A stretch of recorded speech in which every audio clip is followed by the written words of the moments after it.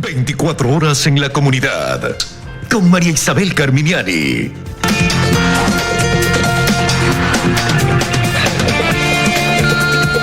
Bienvenidos a las noticias de la comunidad. Comenzamos contándoles que los concejales de mayoría que votaron a favor de la remoción del alcalde Jorge Yunda insisten en la ilegitimidad de las convocatorias a las sesiones que está realizando Yunda. Hoy se logró instalar la sesión, sin embargo, terminó antes de lo previsto. Estefany Paz nos amplía la información desde el municipio de Quito. Adelante, Estefi, te escuchamos. ¿Qué tal, María Isabel, amigos televidentes? Muy buenas tardes. Así es, con 16 concejales presentes se logró instalar la sesión extraordinaria del Consejo Metropolitano convocada por el alcalde removido Jorge Yunda. Sin embargo, alrededor del mediodía esta se clausuró después de que los ediles de mayoría, es decir, aquellos que votaron a favor de la remoción de Yunda, se retiraran de la sala. Ellos consideran que este tipo de sesiones son ilegítimas. Para que nos cuente un poco más detalles, estamos con el concejal Juan Manuel Carrión. Muy buenas tardes.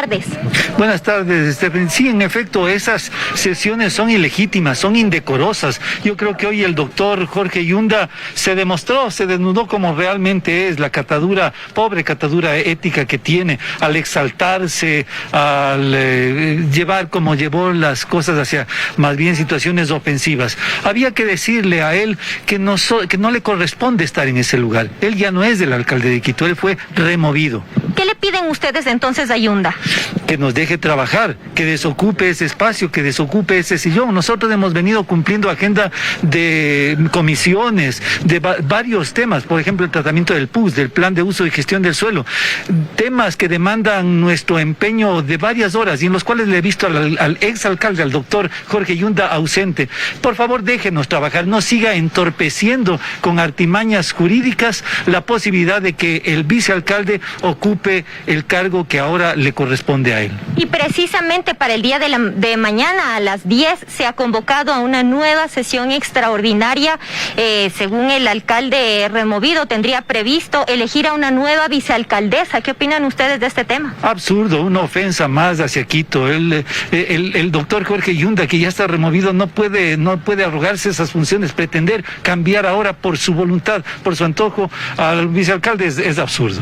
Perfecto, muchas gracias. Y bueno, desde muy temprano en la mañana también los alrededores de aquí del municipio de Quito, todas las calles aledañas permanecieron valladas. Alrededor de 200 miembros de la Policía Nacional resguardaron la seguridad de este sitio, al que únicamente llegó una concentración a favor del alcalde removido. Esta es la información que tenemos hasta este momento en este punto. Sin embargo, nos mantendremos aquí para contarles más en nuestras siguientes emisiones. Con esto regreso a estudio contigo, María Isabel, que nos tienes más noticias. Buenas tardes. Gracias, Estefi, por tu reporte a esta hora. Y a propósito de la crisis política por la que atraviesa el municipio, les contamos a continuación que la procuradora del municipio capitalino, Gabriela Obando, anunció que interpondrá una denuncia contra Carolina Moreno, interpelante de pedido de remoción contra Jorge Yunda. Moreno, por su parte, asegura que este es un intento de silenciarla. El anuncio lo hizo a través de su cuenta de Twitter. Allí Gabriela Obando, la procuradora del municipio, escribió: por mis propios y personales derechos estoy presentando una querella y una denuncia para Alejandra Carolina Moreno Miranda. Desde el día 1 que asumí como máxima autoridad de control del Distrito Metropolitano de Quito, su acoso mediático sin conocerme jamás paró. Para Carolina Moreno, representante del Frente de Profesionales, interpelante del pedido de remoción contra el alcalde Jorge Yunda, esto es un intento de callarla. Tenemos que esperar para poder ver qué tiene la demanda de la doctora. Si es que se me pretende a mí acusar o perseguir por haber cuestionado a una autoridad pública en sus funciones o por las funciones que desarrollaba, pues tendremos que ver qué se pretende hacer, ¿no? Yo lo que entiendo en estos momentos es que se está pretendiendo callarme. El director jurídico de la Asociación de Municipalidades Ecuatorianas, Jaime Morán, explica que Obando puede realizar este tipo de denuncias siempre y cuando sea a título personal y no utilizando su actual cargo de procuradora. Ella está asistida de las vías que considere pertinentes para reparar los derechos vulnerados y que considere vulnerados. Sin embargo, si es que se valiese del cargo que ostenta, que es de Procuradora Metropolitana, para iniciar esta acción, por supuesto que no cabe, porque no es un asunto institucional. Según Carolina Moreno, hasta el momento no ha recibido ninguna notificación. Asimismo, solicitamos una entrevista con Gabriela Obando, sin embargo, aseguró que no se pronunciará sobre este tipo de denuncias que son de carácter personal. En Quito, Stephanie Paz, 24 horas. Ahora les contamos que vecinos del río Monjas, al norte de Quito, alertan sobre la frágil condición de la quebrada y piden al municipio que mejore las obras de mitigación antes de que vuelva la temporada de invierno. Una importante tubería, por ejemplo, que suministra agua potable a Pomasqui y San Antonio, está en riesgo de caer, mientras que una centenaria hacienda patrimonial no ha sido adecuadamente protegida. Veamos la nota. Han pasado 2 meses desde que en este espacio denunciamos el inminente riesgo de desplome de la hacienda de la Marquesa de Solanda en el río Monjas, al norte de Quito. Desde ese entonces, el municipio intervino con la colocación de taludes de rocas y el relleno de la quebrada, una obra que, según los moradores, es adecuada, pero no completa. Se ha hecho un trabajo a un lado, muy bien hecho. Esperemos que el municipio tenga la responsabilidad de hacer lo mismo al otro lado, para que la obra haga sentido. Pero al parecer no será así. Desde el municipio se informó que las obras están por finalizar. En la margen izquierda se han colocado muros de hasta 6 metros, dando los toques finales a la protección, mientras que al otro lado la cantidad de rocas es inferior. En el lado de aquí la hacienda básicamente hay un poco de lastre y unas pocas piedras que protege como muro, que eso en la primera creciente se va a ir. Según el propietario de la hacienda, esta desigualdad generará otro problema. Cuando venga la crecida, se producirá un efecto rebote que afectará con mayor fuerza al talud débil. Aquí hay un tema de ping-pong, o sea, si le pega al lado de Esperanza, como está la curva, el agua va a retornar contra las taludes de la hacienda. Monje está frustrado. Desde el municipio le pidieron que él colabore con las piedras. Gastó $2,000 y contrató 60 volquetas para proteger su bien patrimonial. Metimos 60 volquetas, traje 60 volquetas acá, de las cuales solo únicamente que yo veo un aproximado de 10 volquetas está protegiendo a mí las taludes de la hacienda, y el resto están en el lado de la Esperanza. Pero ese no es el único problema. Río abajo siguen ocurriendo derrumbes y uno de los lugares críticos pone en peligro el suministro de agua de Pomasqui y San Antonio. Pues este momento nos preocupa mucho porque más o menos hace unos 4 meses se está desmoronando la pared que sostiene las tuberías del acueducto. En el punto se ven las evidencias de la fuerza del agua. Una guardianía de la que solo quedan paredes, tuberías colgadas, un árbol con 250 años y el derrumbe de las paredes que sostienen a la tubería. La empresa de agua potable supuestamente iba a intervenir hace más de un año, pero por aquí ni se han asomado. Cuando conversé con el ingeniero Núñez me dijo, las obras vamos a empezar en agosto del 2020, esto va a tener una duración de 1 año, es decir, para estas fechas ya estaban por terminarse. El tema del río Monjas es muy serio. En este caso estamos viendo que la infraestructura de la tubería está a punto de caerse.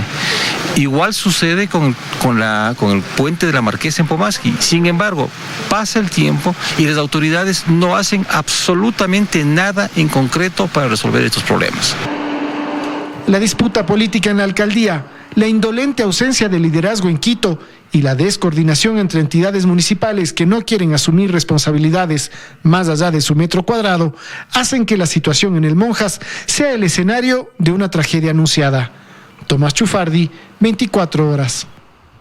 Vamos con otro tema. Hospitales de Quito están alerta a las nuevas variantes del COVID-19 que ya se encuentran en el país. La Universidad San Francisco analiza varios posibles casos. Hasta el Centro de Atención Bicentenario nos trasladamos a esta hora con Paul Coello para que nos comente más detalles. Te escuchamos, Paul. Buenas tardes. María Isabel, amigos televidentes, así es, los hospitales de la capital y el Centro de Atención Bicentenario están alertas, como manifestaste, a este anuncio que hicieron las autoridades gubernamentales respecto a las nuevas variantes que ya están en el país y que han provocado incluso ya el fallecimiento de 5 personas en las provincias del Guayas y del Oro. Acá, afortunadamente, aún no hay nada oficial de que se encuentren las variantes en la capital. Sin embargo, como manifestaba, se están realizando estudios. Ahora mismo nos encontramos en el Centro de Atención Bicentenario para hablar con la directora encargada y saber si es que ha habido pacientes con sintomatologías extrañas o no, o que no son las comunes. Doctora, buenas tardes. ¿Cómo está? Muy buenas tardes. Efectivamente, nosotros mantenemos abiertos aquí nuestros servicios del Centro de Atención Temporal Quito Solidario para evaluación a pacientes que tienen sintomatología respiratoria que pueda ser sospechosa de COVID. En esta época, nosotros no hemos tenido una prevalencia de síntomas diferentemente mayores a los previamente establecidos para la enfermedad de COVID. Respecto al tema de la situación, ¿cómo está el centro, doctora? En estas 2 últimas semanas nosotros hemos tenido una baja de ingresos hospitalarios aquí en nuestro centro de atención. Tenemos abierta lo que es el área del triaje y mantenemos la recepción de pacientes de la red pública integral de salud. Sin embargo, en estas 2 semanas hemos visto una baja de ingresos. Ahora bien, conocemos que los pacientes están llegando con sintomatología moderada y grave, doctora. Efectivamente, una vez que se reabrió la carpa de triaje para valoración de síntomas respiratorios, nos encontramos con una triste realidad. Es verdad, porque ya los pacientes llegan en un estado de descompensación que ya necesitan una unidad de cuidados intensivos, lo cual es bastante preocupante porque ya estamos a más de un año de la pandemia. La ciudadanía conoce la sintomatología, que debe acudir tempranamente, debe tener atención médica tempranamente. Sin embargo, vemos que en muchos casos esto no sucede y acuden cuando ya su estado de salud es muy delicado.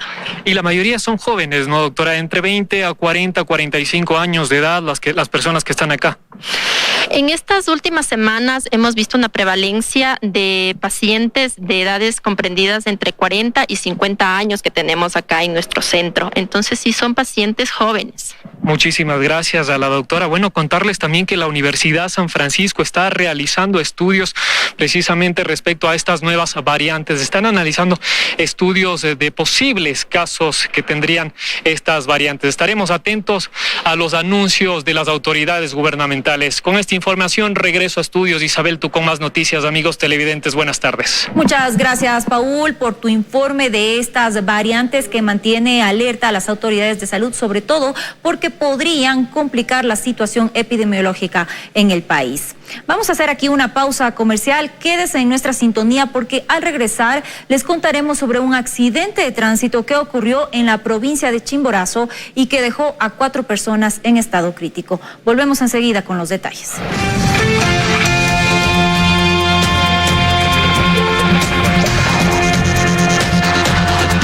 Ya estamos de regreso con más información y como les contaba, al menos 11 heridos deja un accidente de un bus en la provincia de Chimborazo. 4 personas se encuentran en estado crítico. El chofer del bus se dio a la fuga.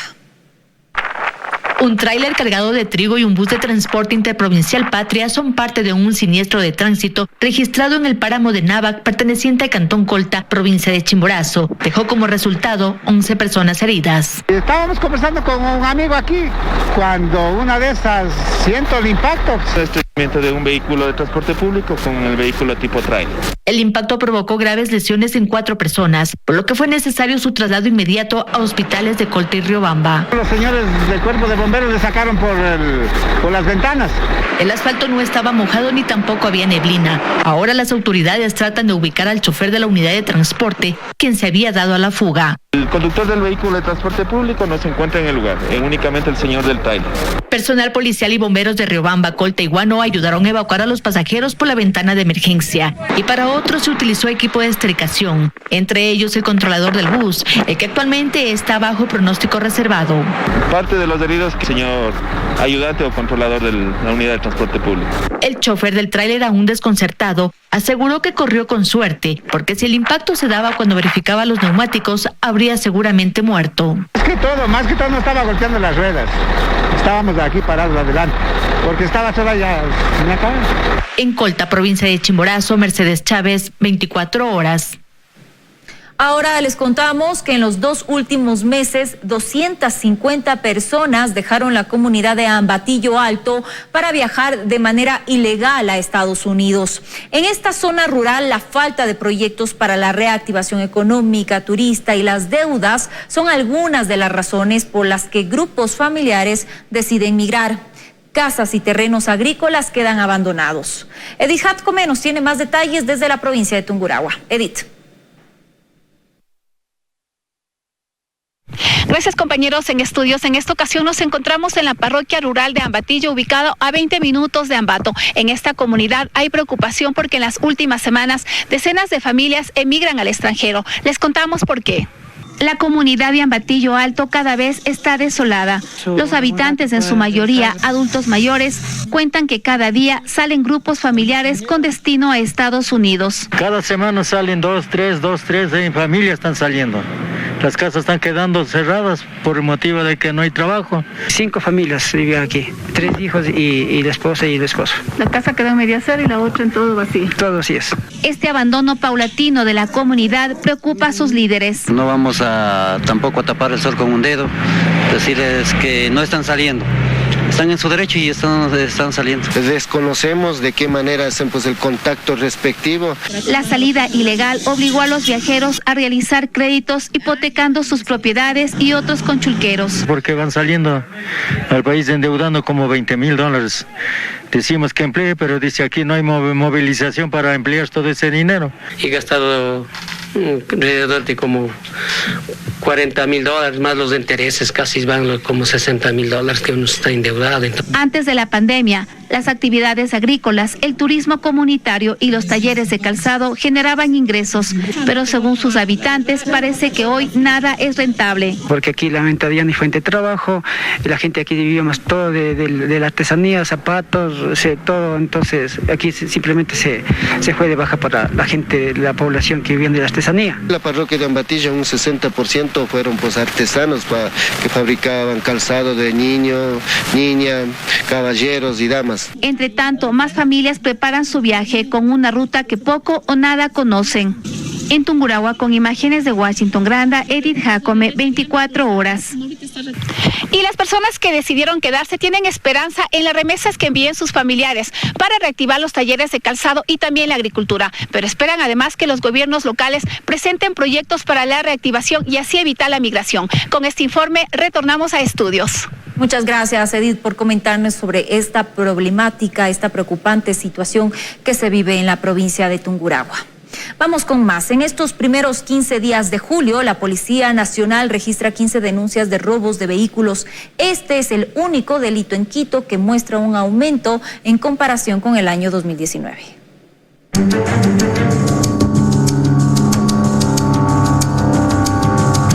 Esta cámara de seguridad ubicada en una empresa en el sector de Carapungo registró el momento exacto en el que un delincuente a las 8 de la noche roba con total facilidad uno de los vehículos que se encontraba parqueado en la vereda de la casa del propietario. No encender porque estaba bloqueado, se sale y le empuja con el pie, porque es medio pendiente.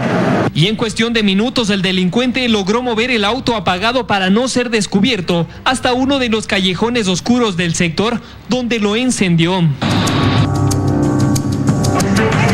El momento que me dirijo al vehículo para guardar, ya no estaba el vehículo. Al salir a la calle yo no sabía para dónde dirigirme, qué hacer, se me bloqueó el cerebro. ¿En cuestión de cuántos minutos? 4 minutos. Han transcurrido 2 semanas del hecho y don Wilson hasta el día de hoy no logra encontrar su vehículo y la ayuda de la Policía Nacional ha sido casi nula. Al siguiente día yo les pasé el video a un señor de la Policía Judicial y me dijo: con estas evidencias vamos a estar en contacto con usted.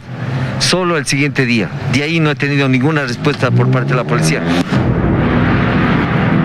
Lo cierto es que este tipo de denuncias sobre el robo de vehículos se han vuelto frecuentes en la capital y esto lo corrobora los datos de la Policía Nacional. Tenemos un incremento del 3% a comparación del año 2019 que teníamos 737, pues ahora tenemos 760 eventos. En estas últimas semanas, confirma el uniformado, han sido desarticuladas 4 organizaciones delictivas dedicadas a este delito en la capital. Tenemos 14 personas aprehendidas, de entre las cuales hay personas extranjeras también, pues que nos estaban golpeando en los diferentes distritos. ¿Pero qué hacen con estos vehículos robados? Según el coronel Naranjo, los mismos son llevados hasta el país vecino de Colombia, cambiados el número de chasis para ser comercializados. Y los que no podían venderlos, pues les deshuesaban totalmente. Y esas piezas pasaban al vecino país de Colombia para la venta respectiva. Las recomendaciones para evitar que se den este tipo de robos estén en mantener con un bastón de seguridad el volante, así también en colocar una alarma segura a los vehículos. En Quito, Paul Coello, 24 horas. Retomamos la información. La obra que permitirá la automatización del peaje Rumiñahui registra retrasos y genera congestión vehicular. Veamos el reporte. Los trabajos que se realizan en el peaje de la avenida General Rumiñahui para la automatización del peaje se encuentran inconclusos y generan problemas a los usuarios.